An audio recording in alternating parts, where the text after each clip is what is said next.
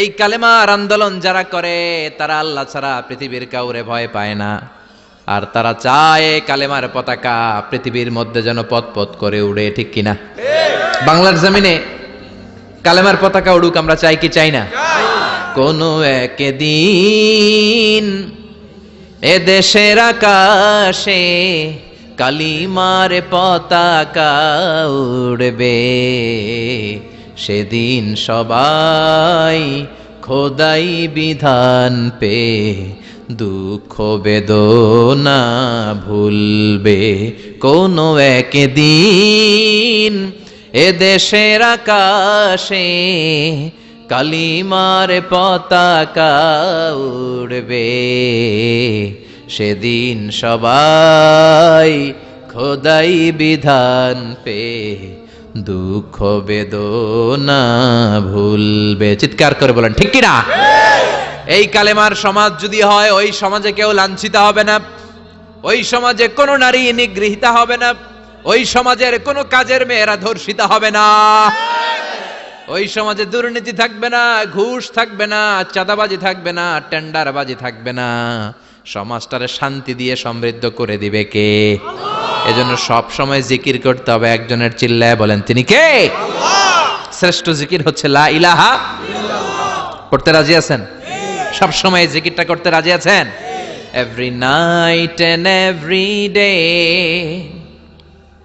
every night and every day, never forget to say la ilaha illallah, never forget to say la ilaha illallah. পড়েন, every night and every day, every night and every day, never forget to say la ilaha illallah, never forget to say la ilaha illallah, never forget to say la ilaha illallah.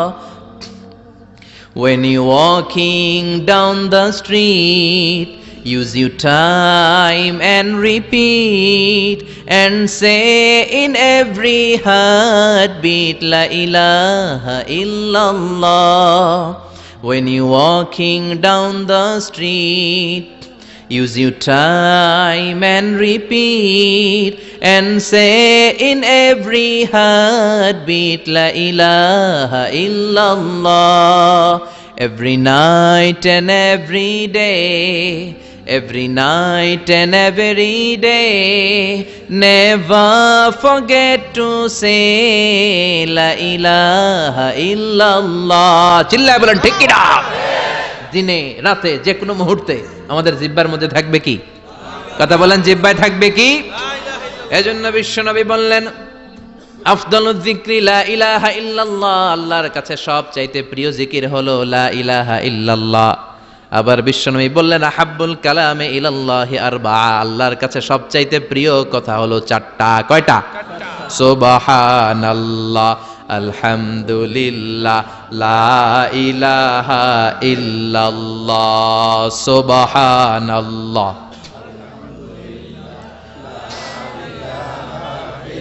লা ইলাহা ইল্লাল্লাহু মুহাম্মাদুর রাসূলুল্লাহ।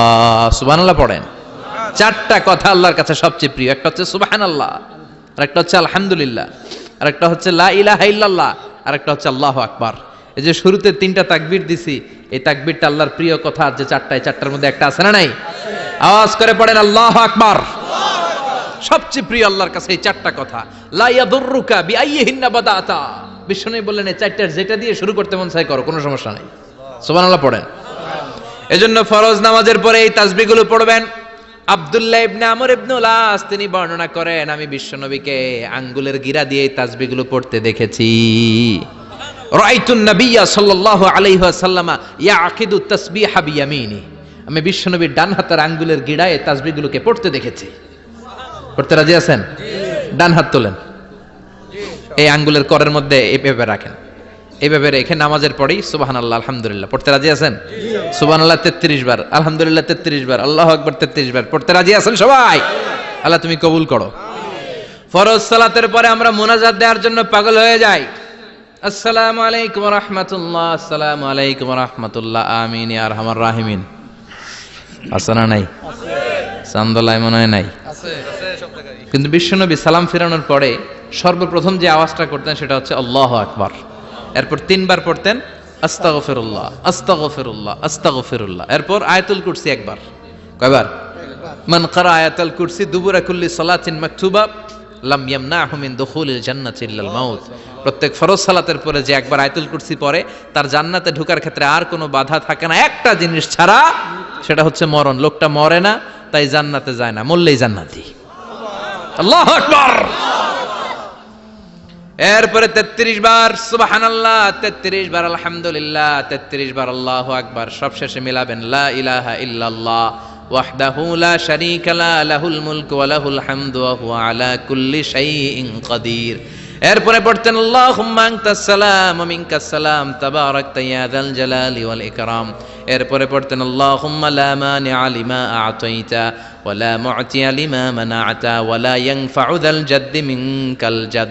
এরপরে পড়তেন আল্লাহুম্মা ইন্না নাসআলুকাল হুদা ওয়াত তুকা ওয়াল আফাফা ওয়াল গিনা। এরপরে পড়তেন আল্লাহুম্মা আ'ইন্না আলা যিকরিকা ওয়া শুকরিকা ওয়া হুসনি ইবাদাতিক। সুবহানাল্লাহ পড়েন। কত তাসবিহ, কত দোয়া।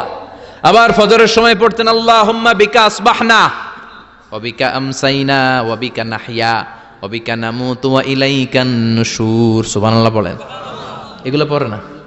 আল্লাহুম্মা আমিন ইয়া আরহামার রাহিমিন। কত বড় ডাকাত! ফরজ সালাতের পরে তাসবিহগুলো পড়বেন? কথা বলেন, পড়তে রাজি আছেন সবাই? আর তাসবিহ শেষ হলে দোয়া করেন, সমস্যা নাই। দোয়া করতে হবে কার কাছে?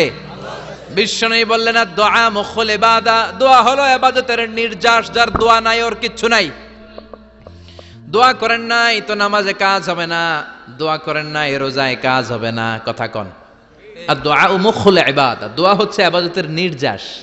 আবার তিরমিজির বর্ণনায় বললেন আর দোয়া হুয়াল ইবাদা, দোয়াটাই নাকি ইবাদত। দোয়াটা ইটসেলফ এইটাই ইবাদত। নামাজ যেমনি ইবাদত, রোজা যেমনি ইবাদত, হাত তুলে যে দোয়া করলেন এইটাও ইবাদত। সুবহানাল্লাহ পড়েন। এটা মুমিনের ওয়েপন, সিলাহুল মুমিন। সাপ্লিকেশন, দোয়ার ইংরেজিতে বলে সাপ্লিকেশন। সাপ্লিকেশন is the weapon of believers. এটা বিশ্বাসীদের অস্ত্র। সবকিছুর কারামতি যেখানে শেষ, দোয়ার কারামতি ওইখানে। এরকম অনেক শুনবেন ক্যান্সারে আক্রান্ত, দুরারোগ্য ব্যাধি, বাংলাদেশের চিকিৎসা শেষ, ইন্ডিয়া গেছে, কয় বাঁচবো 3 মাস। কয় মাস? এরপরে 7 বছর বাইসা ছিল। কেমনে বাঁচলো? কেমনে? দোয়া। দোয়ার পাওয়ার আছে না নাই? তবে দোয়াটা দোয়ার মতো হতে হবে। সিনসিয়ার দোয়া ইজ লাইক এ মিসাইল। একনিষ্ঠ দোয়া এটা মিসাইলের মতো। মিসাইল হামলা করলে ইঞ্চি ইঞ্চি যেখানে মিসাইল বোমাটা পড়ার কথা ঠিক ওখানে পড়বে। ড্রোন হামলা করলে ঠিক ওখানে, ব্যালিস্টিক ক্ষেপণাস্ত্র নিক্ষেপ করলে লক্ষ্য বস্তু যেমনি ভিত করে, তেমনি দোয়ার মতো দোয়া করলে মুহূর্তেই দোয়া কবুল হয়ে যায়। আমরা দোয়ার মতো দোয়া করতে জানি না। কেমন করে দোয়া করতে হয় আমাদের জানা নাই, এজন্য দোয়াও কবুল হয় না। চিল্লায় কোন ঠিক কিনা? কিন্তু আল্লাহ ওয়াদা দিয়েছেন উজিবু দাওয়াতাদ দাঈ ইযা, আমার বান্দা দোয়া করলে আমি দোয়া কবুল করি। আমার বান্দা চাওয়া মাত্রই আমি কবুল করে নেই। সুবহানাল্লাহ পড়েন। যত দোয়া আপনি করেছেন সব কবুল, সব। অল অফ ইউর দোয়াজ আর অ্যাকসেপ্টেড। সব কবুল হইছে আল্লাহর কসম। অনেকে বলবে হুজুর এটা আবার কি কইলেন, এতক্ষণ তো ভালোই কইতেছিলেন। সব দোয়া আবার কবুল হয় কেমনে? আমি তো জীবনে কত কিছু চাইলাম, কত কিছুই তো পাই নাই। আছে না এরকম? অনেকে অনেক পেরেশান, আফসোস করে হুজুর চাইলাম আল্লাহ দিল না। 4টা মাইয়া, এবার কাবা দইরা চাই আইছি পোলার কথা, এটাও হইছে মাইয়া। আছে না নাই? 5টা ছেলে হইছে, মেয়ের জন্য বুকটা হাহাকার। হজে যে আরাফাতের ময়দানে চেয়ে আসলাম, এইবারও হইছে আর একটা পোলা। আছে না নাই? কত কিছু চাইলাম, পাইলাম না হুজুর, দিল না আল্লাহ। বলে না আপনার সব দোয়া কবুল। তবে কবুল হওয়ার 3টা সিস্টেম আছে। কয়টা? 3টা। চান্দোলার ভাইয়েরা মনে থাকবে? কয়টা? 3টা। আপনি যত দোয়া করছেন সব কবুল, কারণ আল্লাহর কাছে কিছু চাইলে আল্লাহ ফিরায় দিতে জানে না। আল্লাহ জানেই না কেমনে ফিরায় দিতে হয়। সুবহানাল্লাহ কোন? চাওয়া মাত্রই আল্লাহ বলে অ্যাকসেপ্টেড, যা কবুল, দিব। দিব না এটা বলতে জানে না, চাওয়া মাত্রই বলে দিব। তিন সিস্টেম। নাম্বার ওয়ান, আপনি আল্লাহর কাছে দোয়া করলেন, চাইলেন, আল্লাহ বলে দিব, বলেই তিনি দিয়ে দেন আর আপনি খুশি হয়ে যান, পেয়ে গেলেন।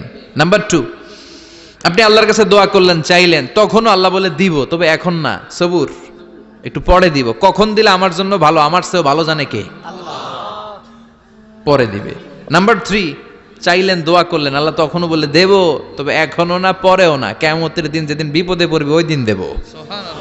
যেদিন তোর বাবা তোরে চিনবে না, তোর মা তোরে চিনবে না, বন্ধু বন্ধুরে চিনবে না, পীর সাহেব মুরিদরে চিনবে না, মুরিদ পীর সাহেবরে চিনবে না, ইমাম সাহেব মুসল্লিরে চিনবে না, মুসল্লি ইমাম সাহেবরে চিনবে না, কেউ কাউরে চিনবে না, ওই কঠিন দিনে তোরে আমি বাঁচাইয়া দেব। তাইলে দোয়া যা করছেন ছোটবেলা থেকে আজকে পর্যন্ত লস হয়েছে না লাভ? লস না লাভ? এজন্য বেশি বেশি দোয়া করার দরকার আছে না নাই? জীবনে যদি কোনো নেক আমল থাকে, ওই নেক আমল দিয়ে যদি আল্লাহর কাছে দোয়া করেন, দোয়া কবুল করে নিবে কে? তবে নেক আমলটা হইতে হবে শুধুমাত্র আল্লাহর সন্তুষ্টির জন্য। প্রত্যেকের জীবনেই কিছু আমল আছে যেটা লোক দেখানো করে, আছে না নাই? আবার কিছু আমল আছে আল্লাহরে খুশি করার জন্য করে, আছে না নাই? কথা বুঝতে পেরেছেন? রাত্রিবেলা যাচ্ছেন, কেউ নাই, রাস্তায় হঠাৎ দেখলেন মসজিদ, পাশে লেখা বড় করে দান বাক্স, পকেট থেকে কচকচে 1000 টাকার নোটটা ওইখানে ঢেলে দিলেন দান বাক্সের ভিতরে। কেউ দেখে নাই, দেখছে কে? আল্লাহ। এটা পৃথিবীর কাউরে দেখানোর জন্য দিছিলেন? এই দানটা আল্লাহর কাছে প্রিয়। গোপন দান আল্লাহর রাগকে কমিয়ে দেয়। সুবহানাল্লাহ বলেন। আল্লাকা সিররুন ইনদাল্লাহ বাইনাকা আনতা ওয়া বাইনাল্লাহ, আল্লাকা সাদাকাতুন তাখফা লা ইয়ালামুহা ইল্লাল্লাহ, আল্লাকা সিররুন ইনদাল্লাহ বাইনাকা আনতা ওয়া বাইনাল্লাহ, আল্লাকা সাদাকাতুন তাখফা লা ইয়ালামুহা ইল্লাল্লাহ। সুবহানাল্লাহ বলেন। আল্লাকা সিররুন ইনদাল্লাহ, তোমার আর তোমার রবের মাঝে এমন কোন গোপন জিনিস আছে নাকি যেটা আল্লাহ ছাড়া কেউ জানে না? তোমার কোনোদিন কোনো গোপন দান আছে নাকি যেটা আল্লাহ ছাড়া কেউ দেখেনি? ওই দানটা আল্লাহর কাছে প্রিয়। চিল্লায় বলেন ঠিক কি না? এরকম কোন গোপন আমল দিয়ে যদি আপনি আল্লাহর কাছে ওসিলা করে দোয়া করেন, আল্লাহ ওই কঠিন বিপদের দিনে এই আমলটা করছিলাম শুধু তোমারে দেখানোর জন্য, এর ওসিলায় বাঁচাও, বাঁচাবে কে? বুখারীতে একটা হাদিস আছে, সালাসাতুন ফিল গার, বনি ইসরাইলের 3 লোক সফরে বেরিয়েছে, মরুভূমির সফর, মাঝখানে তুফান, কই যাবে, কই বাঁচবে, দৌড়াদৌড়ি শুরু, দৌড়াতে দৌড়াতে এক পাহাড়ের গুহার ভেতরে আশ্রয় নিয়েছে। গুহা চিনেন তো?